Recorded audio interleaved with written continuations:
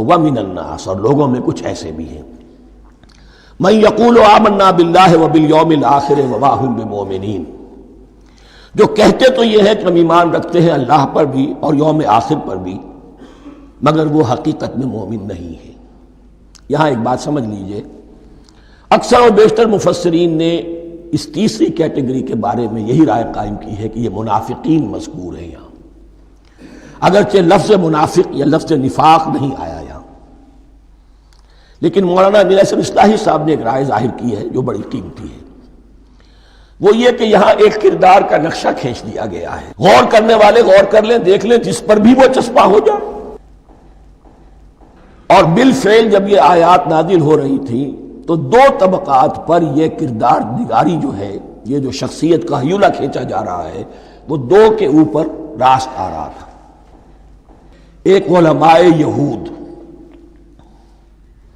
وہ بھی کہتے تھے کہ ٹھیک ہے محمد جو کہہ رہے ہیں ہم بھی اللہ کو مانتے ہیں، آخرت کو بھی مانتے ہیں، اسی لیے یہاں رسالت کا ذکر نہیں ہے، بھئی ہم محمد ہی کو نہیں مانتے نا صلی اللہ علیہ وسلم، باقی اگر 1.25 لاکھ نبی آئے ہیں تو باقی 1.25 لاکھ کو تو ہم مانتے ہیں، ایک محمد کو نہیں مانا، ایک عیسیٰ کو نہیں مانا، بس تو ہمیں بھی مانا جانا چاہیے کہ ہم بھی مسلمان ہیں۔ ایک یہ ان کی رائے ہے، اور واقعہ یہ ہے کہ یہاں اس طریقے کا تذکرہ ہو رہا ہے کہ جس سے ان کا کردار بھی جھلک رہا ہے، روح سخن ان کی طرف جا رہا ہے۔ مجھے یاد ہے اپنی 10ویں جماعت کے زمانے میں دہلی میں نے دیکھا تھا کہ ناٹ سرکس، وہاں کا ایک بڑی مارکیٹ ہوتی تھی، تو جوتے کی ایک دکان پہ ایک بہت بڑا جوتا لٹکایا ہوا تھا، بہت بڑا، اور لکھا تھا free to whom it fits, جس کے پاؤں میں یہ ٹھیک ٹھیک آ جائے وہ لے جائے اس کو۔ تو یہ free to whom it fits ہے، ایک کردار ہے، اب یہ کردار جس کے اوپر بھی فٹ بیٹھ جائے، ان میں یقیناً زیادہ تو غلبہ یہی ہے جو مفسرین کی رائے ہے، منافقین کا معاملہ جو ہو رہا ہے، لیکن یہ کردار بعین نہیں فٹ بیٹھ رہا ہے یہود کے علماء پر۔ اور یہ بھی نوٹ کر لیجئے کہ جو مدینہ منورہ میں نفاق کا جو پودا پروان چڑھا ہے، بلکہ پودا نہیں کہنا چاہیے، جھاڑ جھکاڑ جو پروان چڑھا ہے، وہ یہودیوں کے زیر اثر، جیسے جنگل کے اندر بڑے بڑے درخت بھی ہوتے ہیں اور اندر جو ہے نیچے جھاڑیاں بھی ہوتی ہیں، تو یہ نفاق کا جھاڑ جھکاڑ جو ہے وہ یہودی علماء کا جو پودا تھا اور بہت بڑا تھا، اس میں کوئی شک نہیں، اس کے سائے میں پروان چڑھا ہے۔ ان دونوں میں معنوی ربط بھی ہے۔ وَمِنَ النَّاسِ مَن يَقُولُ آمَنَّا بِاللَّهِ وَبِالْيَوْمِ الْآخِرِ وَمَا هُم بِمُؤْمِنِينَ، اور لوگوں میں سے کچھ ایسے بھی ہیں جو کہتے تو یہ ہے کہ ہم ایمان رکھتے ہیں اللہ پر اور یوم آخر پر، لیکن وہ مومن نہیں ہیں۔ يُخَادِعُونَ اللَّهَ وَالَّذِينَ آمَنُوا وَمَا يَخْدَعُونَ إِلَّا أَنفُسَهُمْ، وہ دھوکہ دینے کی کوشش کر رہے ہیں اللہ کو اور اہل ایمان کو۔ دیکھیں یخادعون جو ہے یہ باب مفعلہ ہے، باب مفعلہ میں کشمکش ہوتی ہے، کشاکش ہوتی ہے، لہذا ترجمہ میں نے کیا کوشش کر رہے ہیں۔ وما یخدعون الا انفسهم، یہ ثلاثی مجرد میں آ گیا، اور نہیں دھوکہ دے رہے مگر صرف اپنے آپ کو، یہ یقینی ہے اپنے آپ کو تو دھوکہ دے رہے ہو، لیکن یہ کہ اللہ اس کے رسول کو اور اللہ اور اہل ایمان کو دھوکہ نہیں دے سکتے۔ سورہ نساء کی آیت نمبر 142 میں یہ کھل کر منافقین کے بارے میں یہی الفاظ آئے ہیں، ان المنافقین یخادعون اللہ وہو خادعہم، یقیناً منافقین جو ہے وہ اللہ کو دھوکہ دینے کی کوشش کر رہے ہیں اور اللہ انہیں دھوکہ دے رہا ہے۔ وما یشعرون، انہیں اس کا شعور نہیں ہے۔ یہ بہت اچھی طرح نوٹ کر لیجئے، منافقین کی بھی اکثریت وہ تھی جنہیں اپنے نفاق کا شعور نہیں تھا، وہ اپنے تئیں سمجھتے تھے اپنے آپ کو مسلمان، وہ کہتے تھے یہ بے وقوف لوگ ہیں، محمد رسول اللہ کے بارے میں کہتے تھے یہ خام خواہ جو ہے انہوں نے لڑائی بھڑائی مول لے لی ہے اہل مکہ کے ساتھ، کیا ضرورت ہے، امن کے ساتھ جو ہے بات کرنی چاہیے۔ وہ سمجھتے تھے کہ ہم خیر خواہ ہیں، ہم بھلی بات کہہ رہے ہیں، یہ بیوقوف لوگ ہیں، دیکھتے نہیں کہ کس سے ٹکرا رہے ہیں، ہاتھ میں اسلحہ نہیں ہے اور لڑائی کے لیے جا رہے ہیں، تو بیوقوف تو یہ ہے۔ لیکن وہ سمجھتے تھے کہ ہم تو بڑے مخلص ہیں، ہم مصلح ہیں، تو ما یشعرون بہت ضروری ہے۔ بعض لوگ منافق ایسے بھی تھے کہ جو اسلام میں داخل ہی ہوتے تھے دھوکہ دینے کی خاطر، اور ان پہ پہلے دن سے واضح ہوتا تھا کہ ہم مسلمان نہیں ہیں، ہم نے اسلام کا لبادہ اوڑھا ہے صرف دھوکے کے لیے۔ اس کا ایک ذکر سورہ آل عمران میں آئے گا، لیکن اکثر و بیشتر منافقین دوسری طرح کے تھے جنہیں اپنے نفاق کا شعور حاصل نہیں تھا. فی قلوبہم مرض، ان کے دلوں میں ایک روگ ہے، بیماری ہے. یہ روگ اور بیماری کیا ہے؟ ایک لفظ میں اس کو تعبیر کیا جائے، کردار کی کمزوری، ویکنس آف کیریکٹر. ایک شخص وہ ہوتا ہے کہ جو سمجھتا ہے یہ حق ہے، ہر سے بعد آباد، اب جو ہو سو ہو. ایک حق کو حق پہچان کر رد کر دیتا ہے، وہ کافر ہو گیا. ایک حق کو حق پہچان کر آیا تو صحیح، لیکن ویکنس آف کیریکٹر کی وجہ سے قوت ارادی کمزور ہے. آخرت بھی چاہتے ہیں، دنیا کو بھی ہاتھ سے دینے کو تیار نہیں. یہاں کا بھی کوئی نقصان نہ ہو اور آخرت کا بھی سارا بھلا ہمیں مل جائے. یہ وہ لوگ ہیں در حقیقت کہ اس کو کہا روگ. فی قلوبہم مرض فزادہم اللہ مرضا، تو اللہ نے ان کے مرض میں اضافہ کر دیا. یہ اللہ کی سنت ہے. آپ حق پر چلنا چاہیں، حق کا راستہ آپ کے لیے آسان کر دے گا. آپ برائی کی طرف جانا چاہیں، بڑی سے بڑی برائی آپ کے لیے ہلکی ہوتی چلی جائے گی. کوئی خاص بات ہی نہیں، چلو یہ بھی کر گزرو، جب یہ کر لیا تو یہ بھی کر گزرو. اور اگر آپ بین بین لٹکنا چاہیں تو اللہ اسی پہ چھوڑ دیتا ہے. ٹھیک ہے، آپ سمجھتے ہیں ہم کامیاب ہو رہے ہیں، ہم نے مسلمانوں کو بھی دھوکہ دے لیا، وہ ہمیں مسلمان سمجھتے ہیں، اور یہودیوں کو بھی دھوکہ دے لیا، وہ سمجھتے ہیں کہ ہم ان کے ساتھی ہیں، تو سمجھا کامیاب ہو رہے ہیں. حقیقت میں کامیابی نہیں. فی قلوبہم مرض فزادہم اللہ مرضا ولہم عذاب علیم بما کانوا یکذبون، اور ان کے لیے تو دردناک عذاب ہے. عذاب عظیم کا لفظ آیا تھا اوپر کفار کے لیے، وَلَهُمْ عَذَابٌ عَظِيمٌ، 7ویں آیت ختم ہوئی. اور عذاب علیم کا لفظ آیا یہاں، ان کے لیے دردناک المناک عذاب ہے. بما کانوا یکذبون، بسبب اس جھوٹ کے جو وہ بول رہے تھے. وَإِذَا قِيلَ لَهُمْ لَا تُفْسِدُوا فِي الْأَرْضِ، اور جب ان سے کہا جاتا تھا مت فساد کرو زمین میں. مراد کیا ہے اس سے؟ کہ جب محمد کو مان لیا کہ اللہ کے رسول ہیں، اب ٹھیک ٹھیک پیروی کرو، ان کے پیچھے چلو، ان کا حکم ہے تو جنگ کے لیے نکلو، ان کی طرف سے تقاضا آتا ہے مال پیش کرو، اور اگر تم اس سے کتراتے ہو تو فساد مچا رہے ہیں، جماعتی زندگی کے اندر فتنہ و فساد پیدا کر رہے ہیں. وَإِذَا قِيلَ لَهُمْ لَا تُفْسِدُوا فِي الْأَرْضِ قَالُوا إِنَّمَا نَحْنُ مُصْلِحُونَ، وہ کہتے تھے نہیں ہم تو صلح کرانے والے ہیں، اصلاح کرنے والے ہیں. ہم چاہتے ہیں لڑنا بھیڑنا کوئی اچھی بات نہیں ہے، ٹکراؤ تصادم یہ کوئی اچھے کام تھوڑا ہی ہے. بس ٹھنڈے ٹھنڈے دعوت دیتے رہو، جو چاہے قبول کر لے، جو چاہے رد کر دے. خام خواہ یہ ٹکرانا اور یہ جنگ کرنا اور اللہ کے دین کو غالب کرنے کے لیے یہ قربانی دو اور یہ مصیبت جھیلو اور یہ مشقت برداشت کرو اور یہ چیز چھوڑو اور یہ ترک کرو، یہ کاہے کے لیے؟ وَإِذَا قِيلَ لَهُمْ لَا تُفْسِدُوا فِي الْأَرْضِ قَالُوا إِنَّمَا نَحْنُ مُصْلِحُونَ أَلَا إِنَّهُمْ هُمُ الْمُفْسِدُونَ وَلَكِنْ لَا يَشْعُرُونَ. آگاہ ہو جاؤ کہ وہی ہے مفسد، فساد پھیلانے والے. اس لیے کہ محمد رسول اللہ کی دعوت ہے زمین میں اصلاح کے لیے. اس اصلاح کے لیے کچھ آپریشن کرنا پڑے گا. مریض اس درجے کو پہنچ چکا ہے کہ آپریشن کے بغیر اس کی شفا نہیں ہوگی. اب اگر تم اس کے راستے میں رکاوٹ بنتے ہو تو در حقیقت تم فساد مچا رہے ہو، لیکن تمہیں اس کا شعور نہیں. الا انہم ہم المفسدون ولکن لا یشعرون. پھر دیکھیے نوٹ کیجئے، شعور نہیں ہے. شعوری نفاق اور شے ہے، غیر شعوری نفاق ہے کہ جس کا یہ سارا تذکرہ ہو رہا ہے. وَإِذَا قِيلَ لَهُمْ آمِنُوا كَمَا آمَنَ النَّاسُ، اور جب ان سے کہا جاتا ہے ایمان لاؤ جیسے دوسرے لوگ ایمان لائے ہیں.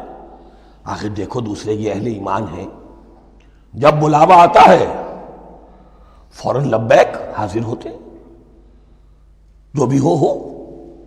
یہ تم جو ہے آخر تم نے اور روش اختیار کی. وَإِذَا قِيلَ لَهُمْ آمِنُوا كَمَا آمَنَ النَّاسُ قَالُوا أَنُؤْمِنُ كَمَا آمَنَ السُّفَهَاءُ. وہ کہتے ہیں کہ کیا ہم ایمان لائے جیسے یہ بے وقوف لوگ ایمان لائے.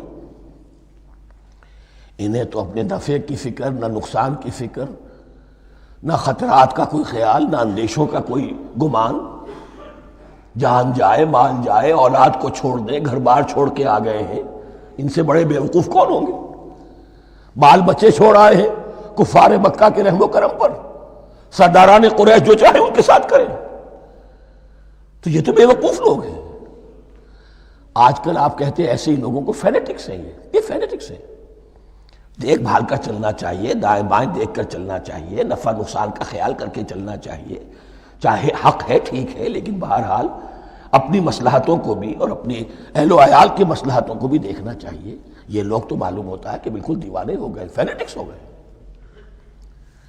وَإِذَا قِيلَ لَهُمْ آمِنُوا كَمَا آمَنَ النَّاسُ قَالُوا أَنُؤْمِنُ كَمَا آمَنَ السُّفَهَاءُ أَلَا إِنَّهُمْ هُمُ السُّفَهَاءُ وَلَٰكِن لَّا يَعْلَمُونَ. آگاہ ہو جاؤ کہ وہی بے وقوف ہیں لیکن انہیں علم نہیں ہے. وہ صادق الایمان جو ایمان کی ہر تقاضے کو پورا کرنے کے لیے ہر وقت حاضر ہیں، ان سے بڑا عقل مند کوئی نہیں، ان سے بڑا سمجھدار کوئی نہیں.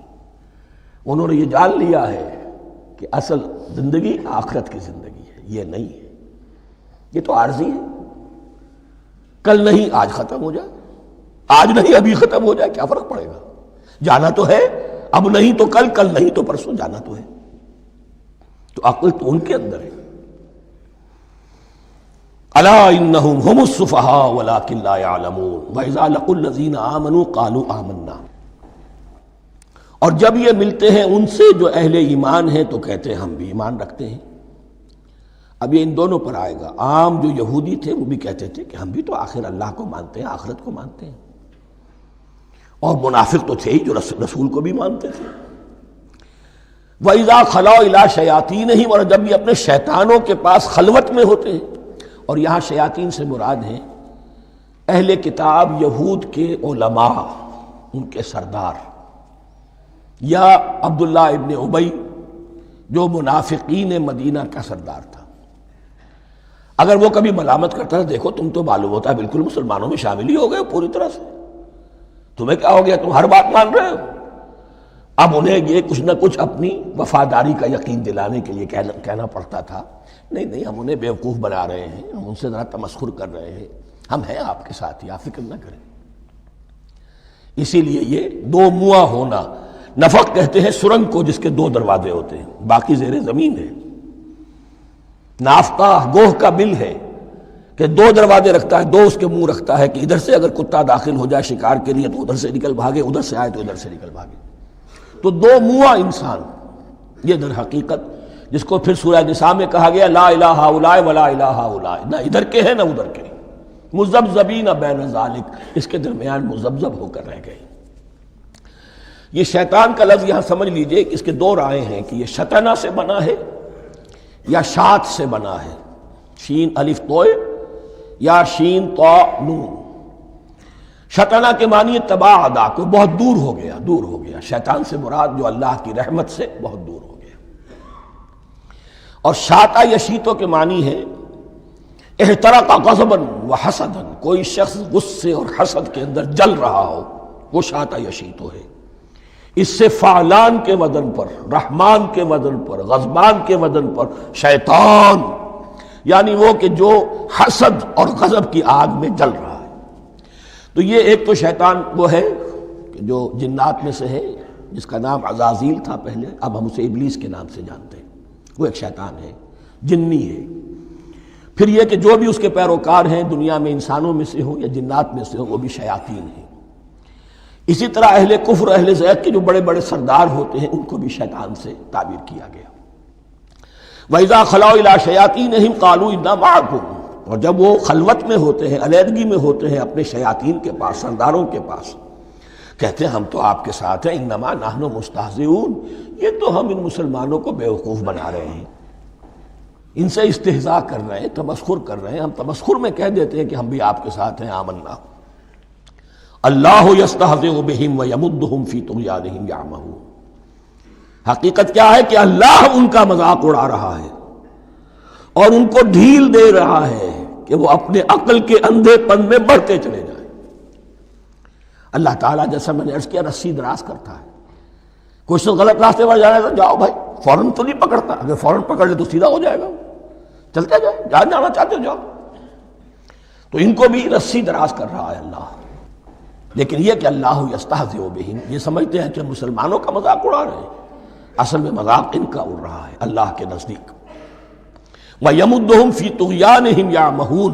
اب یہاں ذرا نوٹ کر لیجئے، یہ دو لفظ آئیں گے، عین میم اور ہا، امہ ہے کے ساتھ، ایک ہے عین میم اور یا امج، تو عین اور میم تو مشترک ہے یا آخر میں فرق ہوگا، عین میم اور ہا ہوگا، اس کے معنی عقل کا اندھا، دل کا اندھا، آنکھیں تو ہے لیکن دل کا اندھا ہے، عقل کا اندھا ہے، اور عین میم یا جو آنکھوں کا اندھا ہو، عمیٌ اندھے، اعمیٰ اندھا۔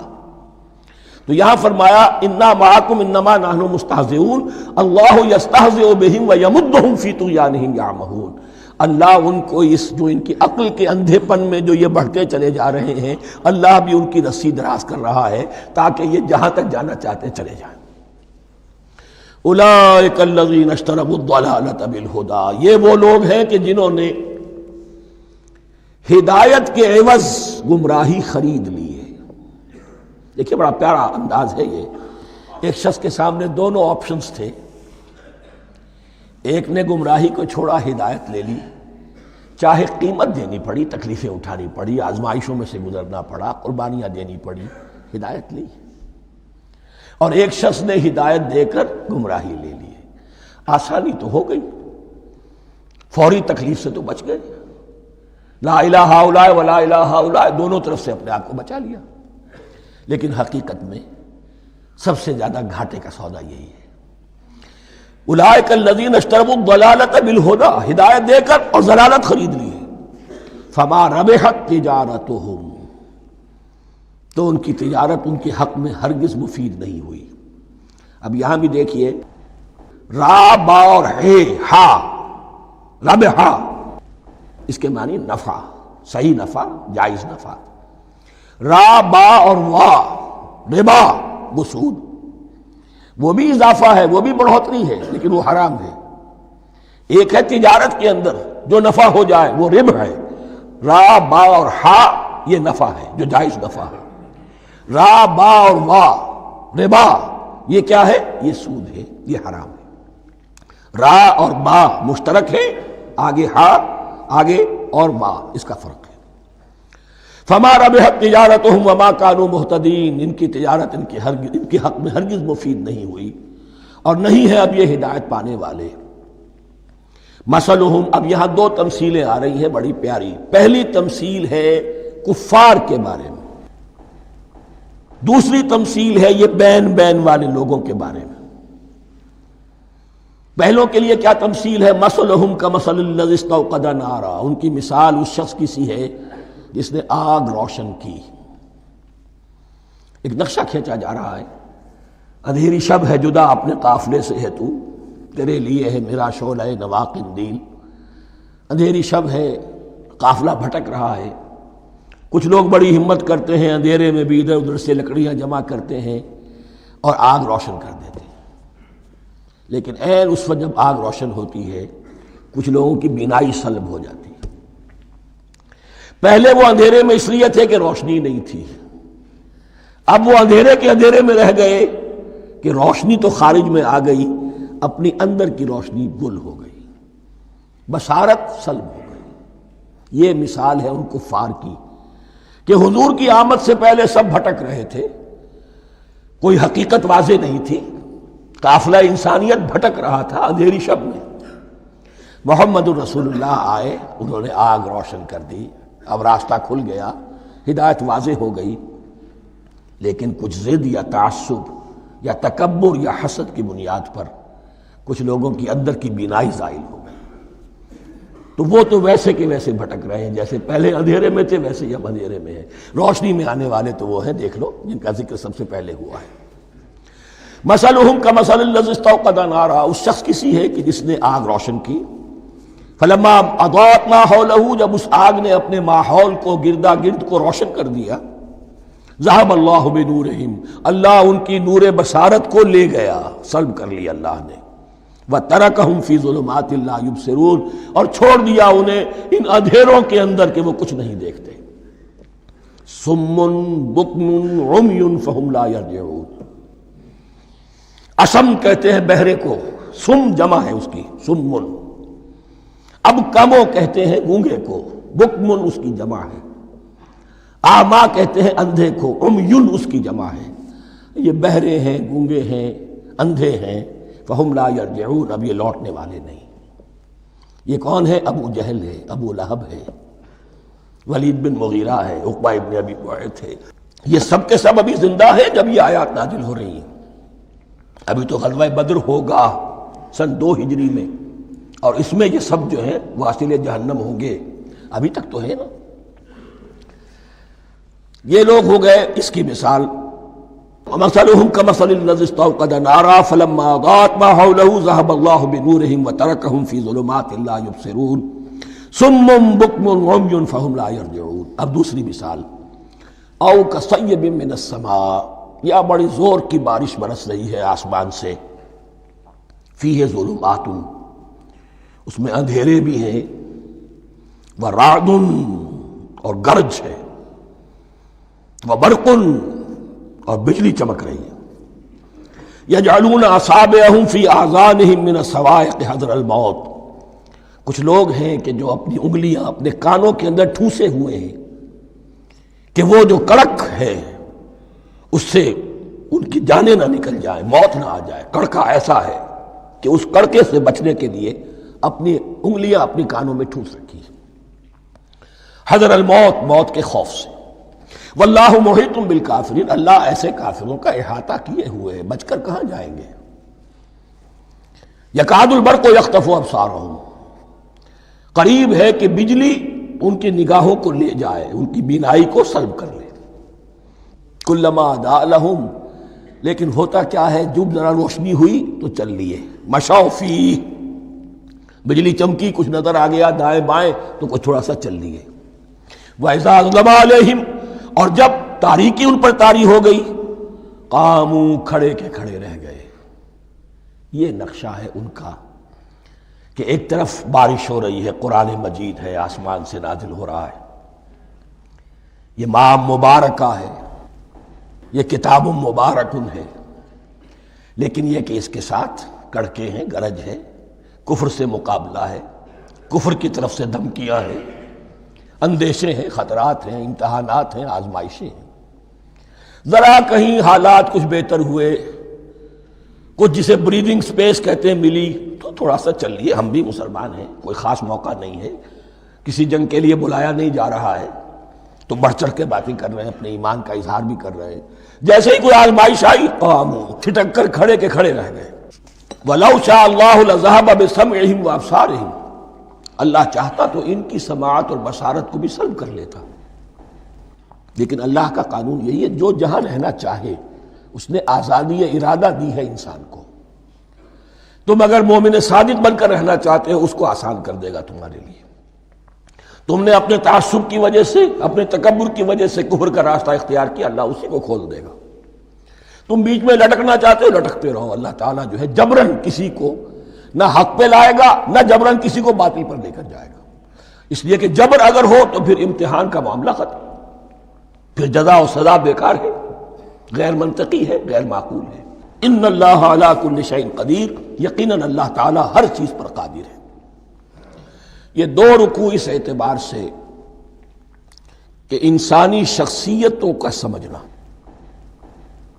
اور جیسا کہ میں نے عرض کیا، تعویل عام ذہن میں رکھیے، جب بھی کبھی کوئی دعوت حق اٹھے گی، اگر وہ واقعتاً کل کے کل حق کی دعوت ہے اور اس میں انقلابی رنگ ہے کہ باطل سے پنجہ آزمائی کرنی ہے، باطل کو نیچا دکھانا ہے، حق کا غلبہ کرنا ہے، تو یہ 3 قسم کے افراد لازماً ہمیشہ وجود میں آ جائیں گے۔ ان کو پہچاننا، ان کے کردار کی جو اصل جو اس کے پیچھے پس منظر ہے، اس کو جاننا بہت ضروری ہے۔ اب جو تیسرا رکوع آ رہا ہے سورہ بقرہ کا، اس میں قرآن کی دعوت کا خلاصہ ہے۔ قرآن کیا ماننے کی دعوت دیتا ہے، اس کی پکار کیا ہے۔ جیسا کہ میں عرض کر چکا ہوں، 2/3 قرآن پہلے نازل ہو چکا ہے، پس منظر میں ہے۔ ہمارے لیے اس ترتیب مصحف کے اعتبار سے وہ قرآن بعد میں آئے گا، ترتیب نزول کے اعتبار سے وہ پس منظر میں موجود ہے، لیکن چونکہ یہاں پر مصحف کے اندر یہاں سے آغاز کیا جا رہا ہے، لہذا اس کا خلاصہ جو ہے لب لباب یہ ایک رکوع میں، اور قرآن کے فلسفے کا اور اس کے بعض نہایت ہی اہم